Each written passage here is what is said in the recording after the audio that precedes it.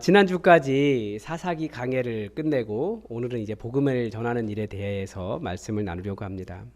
예수님은 그 일반적으로 하나님을 섬긴다라고 말하는 사람들, 그러니까 어떻게 보면 종교인들, 그냥 단순한 교인들과 모든 것을 다해서 예수님을 따르는 사람들을 구분하셨습니다. 그래서 그것을 구분하는 단어가 신약 성경의 제자라고 하는 단어입니다. 그러니까 우리 그리스도인들에게 단순히 교인이 아니라 제자가 되기를 요구하셨습니다. 그래서 성경에 보면 가끔씩 예수님께서 뭐뭐뭐 하면 너희가 내 제자가 되리라, 이런 내용들이 들어있죠. 대표적인 것이 뭐냐면 너희가 서로 사랑하면 이로써 모든 사람이 너희가 내 제자인 줄 알리라 라고 말씀하셨습니다. 그러니까 그리스도인 예수님의 제자들은 사랑하는 거예요. 이와 같이 너희 중에 자기의 모든 소유를 버리지 아니하면 능히 내 제자가 되지 못하리라. 예수님이 소유에 대해서도 다 버리고 다 따라와라, 이런 말씀도 하셨어요. 또 다른 구절은 너희가 내 말에 거하면 참으로 내 제자가 되고 라는 내용도 있습니다. 그러니까 예수님의 말씀 안에 거하는 거예요. 말씀을 아는 게 아니고 그 말씀 안에서 살아가고 거하고, 이 머문다라고 하는 단어가 단순히 머리로 아는 것을 그걸 뛰어넘잖아요. 그러니까 예수님의 말씀 안에 거하는 사람이 제자다. 그러니까 서로 사랑하고 자신의 소유도 버리고 예수님의 말씀 안에 거하는 사람이라고도 요약을 할 수 있습니다. 그리고 성경에 보면 또 이런 말씀도 있어요. 너희가 열매를 많이 맺으면 내 아버지께서 영광을 받으실 것이요 너희는 내 제자가 되리라. 그러니까 제자는 열매를 맺어서 그 자기가 맺은 열매로 하나님께 영광을 올려드리는 사람들이 제자라는 겁니다. 물론 이 열매가 무엇인가에 대해서는 다양하게 적용이 가능합니다. 예수님 안에 거해서 말씀 때문에 변화된 우리의 모든 모습이 다 우리의 열매일 겁니다. 그런데 어떻게 하면 열매를 맺을 수 있느냐? 예수님께서 그렇게 가르치셨어요. 4가지 땅에 떨어진 비유를 통해서 우리가 30배, 60배, 100배 열매를 맺을 수 있다라고 열매 맺는 비결을 가르쳐 주셨는데, 그게 뭐냐? 주님의 말씀이라고 하는 씨앗을 좋은 마음으로, 착하고 좋은 마음으로 받아들여서 어떤 그 풍랑 속에서도 견디고 순종하며 견딜 때 열매를 맺을 수 있다, 이렇게 말씀하셨습니다. 결국 우리는 말씀의 열매를 맺어가는 제자들인 거죠.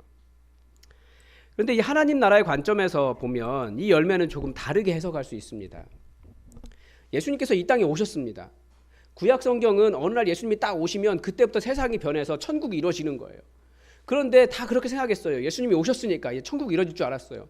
실제로 예수님 오셔서 보여주신 것이 뭡니까? 귀신이 쫓겨나고 병자가 치료되고 죽은 사람도 살아나고 자연 풍랑이 잔잔해지고 하나님 나라가 이루어지는 줄 알았어요. 다 그렇게 꿈꿨습니다. 그런데 예수님 어떻게 하셨습니까? 부활 딱 하고 승리다 딱 보여주시고 난 다음에 승천해 버리셨어요. 그래서 제자들이 갑자기 당황스러운 거죠. 분명히 천국이 쭉 이어져야 되는데 왜 천국이 예수님은 가버리시고 이 세상은 동일하게 이렇게 남아있는가? 그런데 예수님이 이렇게 말씀하신 거예요. 나 다시 올 거다. 그러니까 그리스도인의 삶은 무엇인가? 제자의 삶은 무엇인가? 우리는 주님 다시 오실 때까지 무엇을 하고 있어야 되는가? 이것이 우리의 삶의 주제인 겁니다. 주님이 분명히 오셨고 다시 오신다고 하셨는데, 그러면 이 기간을 살아가는 우리들은 제자로서 무엇을, 어떤 삶을 살며 어떤 열매를 맺어야 하는가? 이것이 우리의 삶의 주제라고요. 여러분 뭐하고 사시겠습니까? 그저 단순히 이 땅 빨리 죽어서 이 땅 벗어나서 이 땅 탈출하려는 것이 목적입니까? 저 천국으로 건너가면 그만입니까? 아니에요. 주님 다시 오시는 그날까지 우리가 이 땅에서 해야 될 일들이 있다라는 거예요. 그래서 우리가 많은 열매를 이야기할 수 있지만 오늘 본문이 바로 예수님 다시 오실 그때까지 우리 제자들이 맺고 살아야 할 열매가 무엇인지를 가르쳐 주시는 말씀입니다. 우리 이거 하고 있으면서 주님 기다리고 있어라, 주님 이 말씀하신 겁니다. 그리고 이 명령에 순종하고 이 명령을 따라 열매를 맺으며 하나님께 영광을 올려드리면서 예수님을 기다리고 있어라, 이것입니다. 그래서 오늘 이미 우리가 잘 아는 이 마태복음 마지막 말씀이지만 다시 한번 진정한 제자로서, 단순한 성도가 아니라 진정한 제자로서 우리가 착하고 좋은 마음으로 간직하고 견뎌야 할 말씀을 우리 마음에 다시 한번 좀 새길 수 있기를 바랍니다. 오늘 본문 우리가 대위임령 이렇게 보통 부르죠. The Great Commission. 목소리 더 깔아야 되는데 성우처럼. 그러니까 우리가 해야 될 대사명이라는 거예요. 그런데 가장 먼저 지금 예수님 무슨 말씀하시냐면 지금 이 명령이 누구에게서 나오고 있는가 이걸 먼저 말씀하십니다. 가장 먼저 예수님이 누구신지를 설명하고 있습니다. 예수님의 부활을 통해 예수님은 어떤 분으로 증명되셨습니까? 그분은 하나님의 아들이시다라고 하는 것이 천명됐습니다. 그게 로마서 1장에서 첫 부분에서 이야기한 거예요. 예수님이 부활하심으로 그분이 말만 하나님의 아들이 아니라 진짜 하나님의 아들 왕이심이 선포되었다 이렇게 이야기해요. 우리나라에도 자기가 자칭 그리스도라고 말하는 사람이 한 200명쯤 있는데 그 사람들이 죽었다가 살아나는 거 아니잖아요. 근데 예수님만이 정말 부활하심으로써 진짜 이분이 하나님의 아들이시구나 증명이 된 거예요. 그러니까 그분은 하나님이시라는 뜻이고요. 그분은 우리의 주인이라는 뜻이고요. 그분은 우리의 왕이시라는 뜻입니다. 지금 이 명령이 어디서 나옵니까? 우리 하나님은 온 세상을 만드신 분이고 온 세상의 주관자이시고 주인이시고 왕이신데 성부 하나님께서 하늘과 땅의 모든 권세를 우리 예수님에게 주셨습니다. 그러니까 지금 예수님은 하나님으로서 우리에게 이 명령을 주시고 계시는 거예요. 단순히 그때 예수님의 직계 제자들에게만 주신 말씀이 아니라 앞으로 예수님을 주인으로 모실 모든 제자들에게 주신 명령이 이것입니다. 주님 다시 오시는 그날까지 우리가 해야 될 일이니까. 그래서 여러분, 우리가 그냥 이 명령을 듣는 게 아니라 혹은 그냥 아무나 말하는 게 아니라 하늘과 땅의 모든 권세를 가지신 진짜 하나님, 우리의 왕으로부터 이 명령을 받았다라고 하는 것을 기억하셔야 됩니다. 여러분, 그냥 명령 받은 게 아니에요. 우리가 이제 왕정 시대를 살지 않기 때문에, 조선시대나 고려시대 같은 왕정 시대를 살지 않기 때문에 우리가 약간 좀 이 의미가 무엇인지 잘 이게 다가오지 않는 것 같아요. 제가 지난주에 대통령을 보면서 대통령이 권세가 있구나, 권력이 있구나라는 것을 알았어요. 뭐 헌법에 그렇게 나와 있잖아요. 모든 주권은 국민에게 있다. 맞나요? 국민에게 나온다. 뭐 그렇게 돼 있잖아요. 그래서 저는 대통령 제가 주권자로서 대통령 물고 뜯고 씹고 맛보고 할 수 있는 존재인 줄 알았어요. 그런데 아니더라고요. 지난주에 큰 사건이 두 가지가 있었어요. 하나는 예배가 다 끝났는데 나 예배 드리러 갈 거니까 예배 안 들어. 그래서 어떤 교회에 그 동네에 5대 암교회가 있는데 한 교회에 예배가 12시 반에 만들어졌어요. 교회에. 교회도 마음대로 할 수 있더라고요. 그리고 지난주에 기업 딱 너무 이렇게 이익 추구하는 거 아니냐. 그랬더니 기업에서 1,000억대 돈을 내놓았어요. 우리가 뭐 예배 하나 만들어 주십시오. 그럼 그냥 예배 만들어집니까? 아니면 우리 삶 어려우니까 당신들 이익 많이 받았으니까 돈 내놔. 그러면 내놓습니까? 여러분, 요즘 은행 가서 통장 만들려고 해도 떼오라는 서류가 많아요. 그냥 만들어지지도 않아요. 거의 갑이에요. 우리 아무런 권한이 없습니다. 그런데 대통령 힘이 있더라고요. 대통령만 돼도 그래요. 말하면 알아서 다 움직여요. 이 땅에 있는 대통령조차도, 왕도 아니고 주권이 국민에게 있는데도. 그런데 우리가 누구의 명령을 받은 겁니까? 하늘과 온 땅과 온 하늘의 권세를 가지신 우리 예수님에게서 받은 거예요. 진짜 왕에게서 받은 명령이에요. 그러니까 우리가 이 명령을 정말, 명령이라는 하는 것이 뭡니까? 대통령조차도 없는 것도 만들어내요. 불가능하다고 생각되는데 그 불가능을 이뤄낸다고요. 명령하면.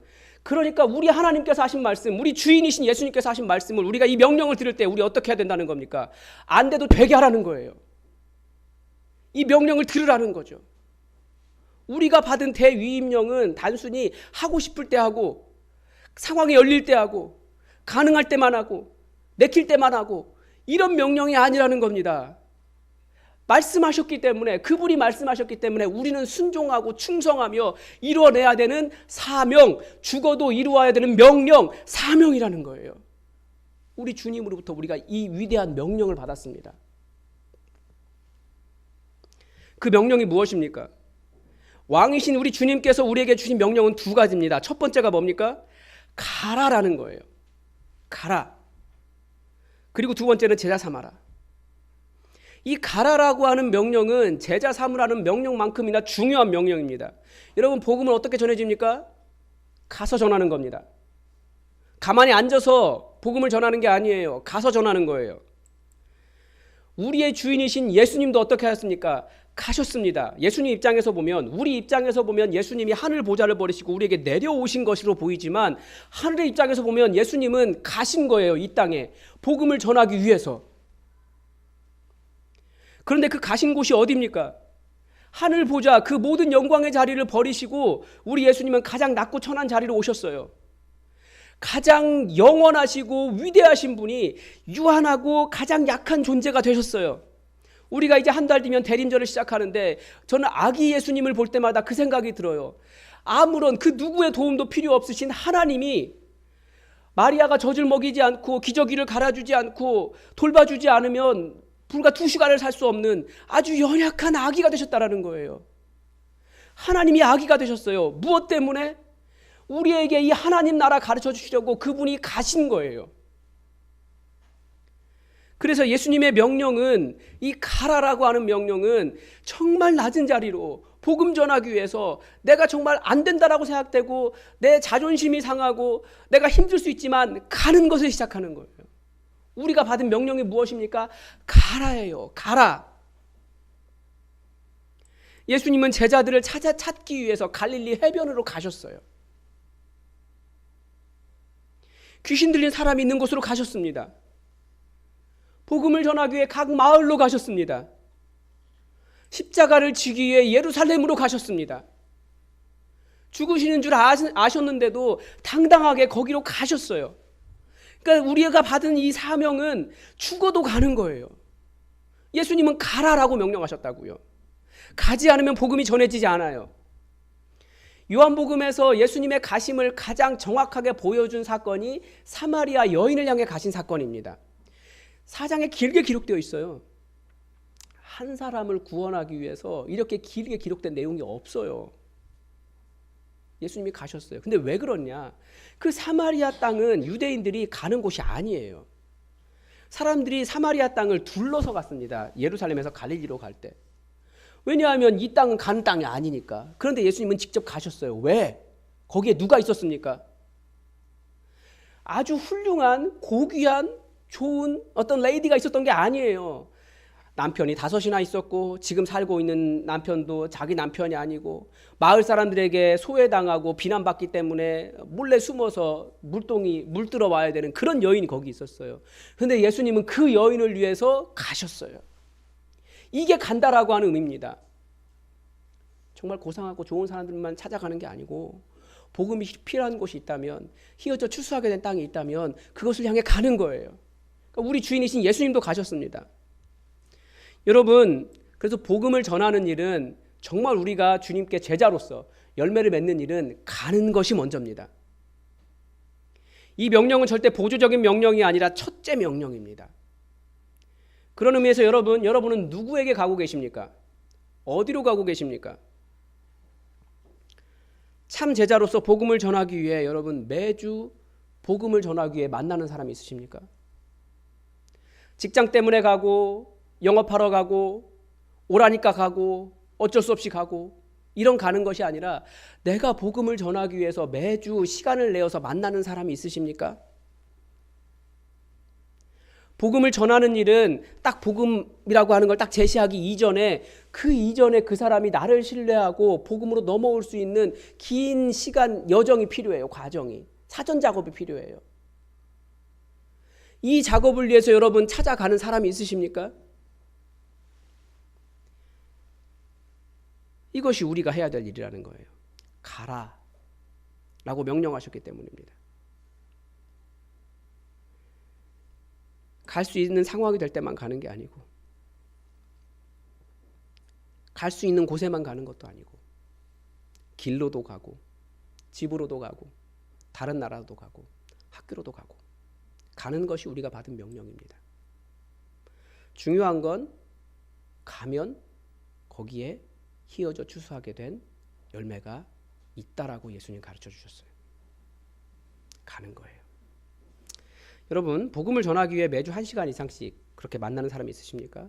없다면 그 사람 만들기 위해 가십시오. 찾아가십시오. 이게 우리가 받은 첫 번째 명령입니다. 예수님의 두 번째 명령은 제자를 삼으라라는 것입니다. 신약성경은 그리스도인, 성도, 교인을 제자라고 부릅니다. 제자라고 하는 단어에는 몇 가지 전제가 깔려 있죠. 첫 번째는 스승이 있다는 겁니다. 따라가야 할 스승이 있다는 거죠. 그 스승이 누굽니까? 우리 주인이신 예수님이십니다. 그리고 예수님은 우리에게 제자 삼아라 라고 말씀하시면서 스승 되라고 말씀하시는 것이 아니라 제자이기 때문에 제자 삼으라는 거예요. 이 말은 제자는 항상 배우죠. 그러니까 우리 예수님께 계속 배우는 사람이 제자입니다. 또 교회의 표지 중에 하나가 사도성이라고 하는 것이 있는데 우리가 사도들에게서 배웠다는 거예요. 그 사도성이 어디에 담겨 있습니까? 성경에 담겨 있습니다. 그러니까 우리는 성경을 따라가는 사람들이에요. 그리고 사도 바울은 자신의 교인들에게 너희는 나를 본받는 자들이 되어라 라고 권면했습니다. 그러니까 우리에게 신앙의 본을 따르는 사람이 필요한 거죠. 이런 사람들이 제자입니다. 그러니까 본받고 따라가야 할 목회자든지 혹은 먼저 신앙생활을 잘하고 있는 사람이든지 교회 안에는 그 따라갈 본이 있습니다. 그래서 예수님의 제자는 예수 그리스도를 자기의 스승으로 모시고 성경을 따라가며 그리고 교회의 본을 따라가는 신앙의 본을 따라가는 사람들이 제자입니다. 이것은 절대 지식이 아니에요. 절대 제도가 아닙니다. 장로교의 제도를 얼마나 잘 아는가 이런 문제가 아니에요. 제자 삼는다라고 하는 말은 이렇게 요약할 수 있는 거죠. 그러니까 첫째로는 사람들을 예수 그리스도와의 관계 안에 들어올 수 있도록 초청하는 것입니다. 교인 만드는 게 아니고 제자 만드는 겁니다. 예수님을 따라갈 수 있도록. 지식이 아니라 예수님과 살아있는 관계를 맺도록 말씀 안에 살아갈 수 있도록 돕는 거예요. 하나님과 인격적인 관계를 맺는 일로 초청하는 것입니다. 교인 만드는 일이 아니에요. 그러니까 교인 만드는 일과 제자 만드는 일은 완전히 다른 일이죠.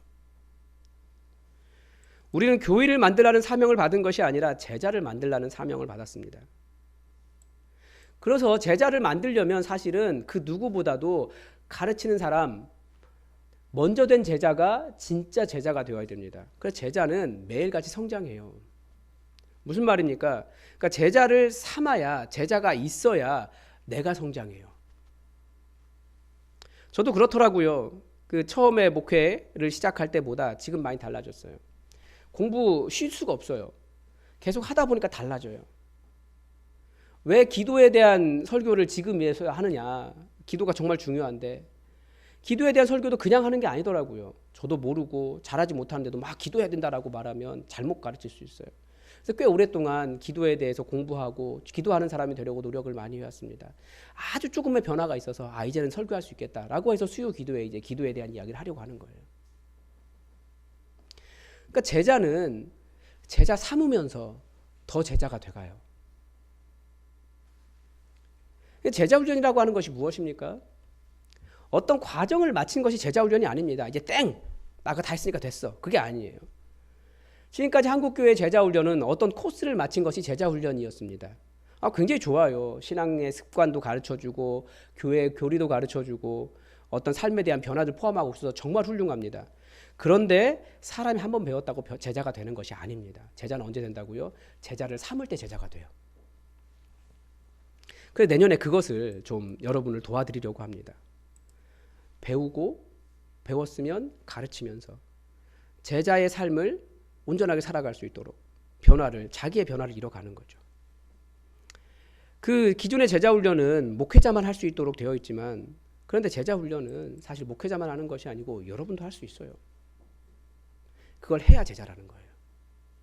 그러면서 여러분이 정말 섬기고 주님과의 관계로 이끌고 있는 어떤 제자가 있으십니까? 제자를 삼는다라고 하는 말은 우리가 받은 명령은 그 제자가 항상 있어야 된다는 거예요. 저도 어떻게든지 찾아가려고 이 제자를 만들려고 항상 노력합니다. 없으면 찾아서라도 하고 줌으로라도 하고 매주 하고 있습니다. 매주 제자 훈련을 준비하기 위해서 몇 시간을 사용해야 되고요. 또 매주 만나야 돼요. 그렇지만 하면서 제가 달라져요. 그게 제자의 삶이라는 거예요. 다 알았다고 말하지 마십시오. 주님을 어떻게 다 알 수 있습니까? 평생 알아도 다 알 수 없는 그 크신 하나님을 우리가 겨우 몇 가지 지식 알고 있다고 다 알았다라고 말할 수 없고요. 그리고 주님과의 관계라고 하는 것은 몇 가지 지식 가지고 해결되는 게 아니에요. 매주 만나고 매 순간 함께하는 그런 관계인 거지. 절대 어떤 과정 끝났다라고 끝난 게 아닌 거죠. 관계예요, 관계. 예수님과의 관계. 바로 그 예수님과의 관계가 성장할 수 있도록 초청하고 예수님을 따르는 본을 보이며 자신이 제자로서의 삶을 살아가는 사람이 제자 삼는 삶이라는 거예요. 우리가 그 명령 받은 겁니다. 그래서 절대 교인 만드는 일 아니다 라는 것을 기억하시고 쉬지 않고 제자를 만들어 가시기 바랍니다. 그러면 진짜 제자 되는 삶을 내가 또 배울 수 있어요. 그럼 제자를 어떻게 삼을 것인가? 예수님은 두 가지로 설명하셨습니다. 하나는 아버지와 아들과 성령의 이름으로 세례를 베푸는 것이라고 가르쳐 주셨고, 또 하나는 예수님께서 우리에게 분부하신 모든 것을 가르쳐 지키게 하는 것. 가르쳐 지키게 한다, 이것은 순종하게 하는 겁니다. 말씀에 순종하게 하는 것. 이 두 가지입니다. 세례는 한 번 합니다. 그리고 공동체가 보는 앞에서 하는 거죠. 왜 그렇습니까? 이 세례라고 하는 것은 공동체로 들어오는 예식이에요. 마치 결혼식을 생각해 보면 그렇습니다. 여러분, 결혼식 하지 않고 부부가 될 수 있습니까? 없습니까? 있죠. 혼인신고하고 잘 살면 돼요, 둘이서. 그런데 결혼식을 하는 이유가 무엇입니까? 그게 옛날부터 결혼식은 왜 했냐면 그 중세시대 그 결혼식 그 보면 그림을 그리는 화가가 있어요. 결혼식 그림 그리는 사람. 그 그림을 통해서 그때 몇 월 며칠 날 누가 주례했고 이 사람 누가 부부가 되었습니다라고 하는 증서를 만드는 게 그 그림이더라고요. 그래서 그 중세 시대 그림에 이렇게 결혼식하는 그림을 보면 어딘가에 다 담겨 있어요. 뭐 거울에 비춰서 거기에 이렇게 써 있든지 관객들이 그 증인들이 있든지 그게 다 기록이 되어 있더라고요. 볼 줄 아는 눈이 있으면 이제 보시게 될 겁니다. 그게 예식인 거예요. 그러니까 그 세례라고 하는 것은 이미 예수 믿는 사람들이 저 이제 새로운 사람입니다. 사람들 앞에 공표하고 공동체가 그 사람을 이 사람이 이제 그리스도인 되었습니다라고 선언하고 용납하고 그 사람도 그 그리스도인의 공동체 안으로 들어가는 과정이 세례입니다. 그래서 이 세례라고 하는 것이 공동체적인 행사이기 때문에 세례를 목회자가 하도록 그렇게 한 겁니다. 그래서 제자 삼는 일은 무엇이냐? 이 공동체를 이루는 것입니다. 제자가 되었는데 공동체 속으로 들어오지 않고 제자가 되었는데 함께 어울리지 않고 홀로 뛰어난 나무가 되려고 하는 것은 야망이지 절대 제자가 아니에요. 우리는 이 제자된 공동체를 이루라고 더불어 함께 살아가는 공동체가 되라고 예수님은 우리를 초청하신 겁니다. 공동체를 만드는 것이 제자를 만드는 방법입니다. 한번 생각해 보십시오. 예수님의 메시지는 다 뭐라고요? 더불어 함께 살아가는 삶을 가르쳐 준다고요. 우리는 혼자 살아가면 아무 문제 없어요. 몇 시에 일어나든 내 마음대로 언제 밥 먹든 다른 사람에게 무슨 말을 하든 혼자 있으면 아무 문제 없습니다. 청소를 하든 뭐 내 마음대로 길을 건너든 혼자 있으면 아무 문제 없어요. 그래서 더불어 함께 살아가려고 하니까 문제가 발생하는 거죠. 그래서 교회라고 제자가 되는 삶은 이 더불어 함께 잘 살아가는 사람들의 공동체를 만들어가는 겁니다. 그래서 예수님의 말씀은, 예수님의 법은 갈라디아서에서 이웃 사랑하는 데서 다 완성된다, 그렇게 가르쳐주고 있지 않습니까? 한번 생각해 보십시오. 성경적인 지식은 뛰어나요. 말도 잘해요. 그런데 교회 예식은 잘 알아요. 근데 항상 싸워요, 다른 사람이랑. 직장에 가서도 다른 사람 다 힘들게 하는데 보니까 그리스도인이래요. 그런 사람들 있잖아요. 솔직히 아시잖아요. 한 사람씩 있잖아요. 직장에 가보면. 그게 없으면 자기 힘줄 하십시오. 이기적이고 섬길 줄 모르고 이웃에게 해를 끼치고 그게 그리스도인이 아니라는 거예요. 그러니까 공동체, 더불어 잘 살 수 있는 사람, 이게 그 제자가 되는 과정이거든요. 제가 지난주에 JDM 그 춘천 모임에 갔다 왔습니다. 전체 JDM 4경회 하는 데 갔다 왔어요. 제가 간사님하고 얘기하다가 정말 가슴을 치면서 눈물이 흘러서 지금까지도 견딜 수가 없는 게 있어요. 그 JDM 모임에 교회는 안 다니는데, 그러니까 예수 안 믿는다고 말하기 이제 좀 어려운데 아무튼 1학년부터 4학년까지 쭉 오는 친구들이 있대요. 그리고 교회가 분명히 그 교회 다니는 교회는 없는데 그 모임에는 쭉 나오는 친구들이 있대요. 자기들도 이해가 안 된대요. 왜 나오는지. 근데 교회 왜 그러냐라고 물어봤는데 갈 만한 안전한 교회가 없대요. 사실 왜 가나안 성도가 이렇게 많습니까? 다들 갈 만한 안전한 공동체가 없는 거예요. 교회 가면 우리 일반적으로 아는 상처들이 있잖아요. 안전하지 않은 거예요. 작은 교회 가면 작은 교회대로 또 여러 가지 시달리다가 어려워질까 봐. 큰 교회 가면 또 소외되고. 그래서 그냥 예배만 드리고 오고. 예배도 못 드리기도 하고. 모든 사람은 사실 이 공동체를 필요로 해요. 그래서 우리가 정말 여기에 교회를 세워간다라고 하는 의미가 무엇이겠습니까? 정말 누가 와도 예수 그리스도 안에서 안전한 너무나 좋은 그런 공동체 만드는 게 우리의 사명이라는 거예요. 그냥 신앙생활하고 그냥 예배드리고 복 받고 그렇게 살아갈 거면 다른 교회 가도 돼요. 우리는 왜 여기에 한 말씀을 듣고 함께 예배드리고 함께 식사하고 이 공동체를 이뤄가고 있습니까? 이게 공동체이기 때문에 그렇습니다. 예수님께서 교회라고 부르신 이유가 그거라는 거예요. 정말 안전한 공동체를 우리를 만들어 가야 되는 거예요. 그게 우리의 사명인 거죠. 제자 삼는 방법 첫 번째는 진짜 안전한 공동체 만드는 겁니다. 진실한. 서로가 말을 할 때도 그 말에 제가 가장 어려운 게 그거예요. 말 뒤에 있는 그 이면의 말을 해석하는 거. 그런 거 해석하지 않고도 그냥 말한 대로 진실하게 받아들일 수 있는 그런 공동체였으면 좋겠어요. 서로를 깊이 좀 사랑하는, 그래서 좀 어떤 말을 해도 그게 다 사랑으로 용납될 수 있는 그런 공동체가 되었으면 좋겠어요. 안전한 곳. 그 안전한 공동체가 필요한 거죠. 그래서 우리 교회 하는 거예요. 제자 삼는 또 다른 방법은 예수님께서 분부한 모든 것을 가르쳐 지키게 하는 것입니다.